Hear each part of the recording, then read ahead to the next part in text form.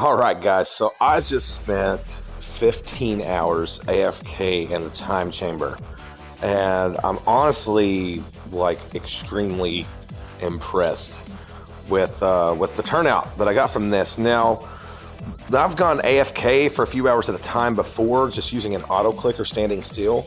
But yesterday I read something that said that the more you move around in here, the more often you pick up fruits.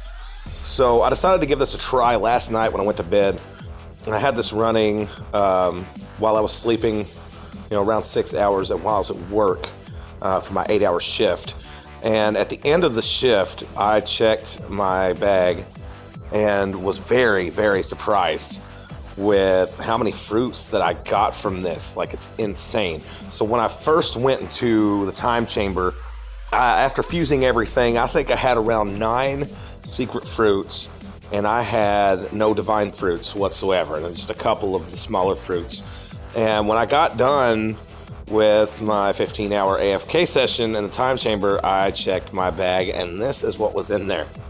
All right, so after checking my inventory and going to the empty dimension to fuse fruits together, this is what I came out with. So I came out with 97 secret fruits, as well as 14 divine fruits. So basically enough for 23 divine fruits. On top of that, 8 passive tokens. I had no passive tokens when I went to the time chamber.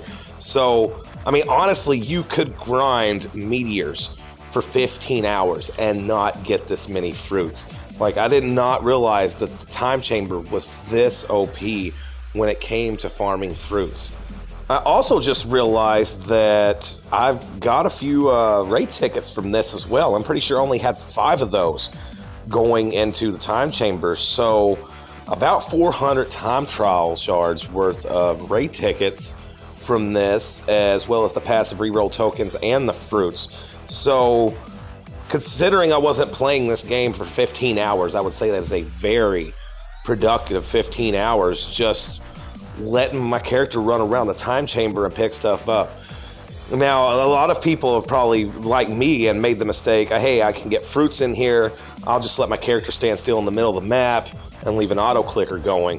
And like I said, I mean, I've done that for 8 hours at a time while at work, and I've only gotten around 40 fruits at a time.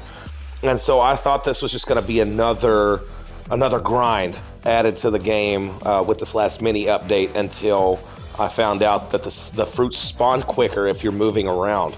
So what I did was, instead of using an auto clicker, I used programs almost like Tiny Task for Android. It's actually a little bit more accurate than Tiny Task. I've tried doing this with Tiny Task on my laptop, and it did not work. It was very inaccurate. My character was barely moving around. So I decided to do this on mobile. And come to find out, I've seen a few videos of people doing this on mobile and recording them going all the way around the map.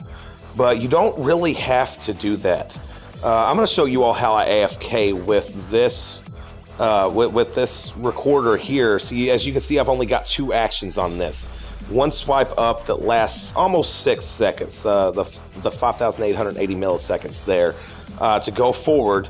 And then I've also got a second action where I just turn my camera real quick.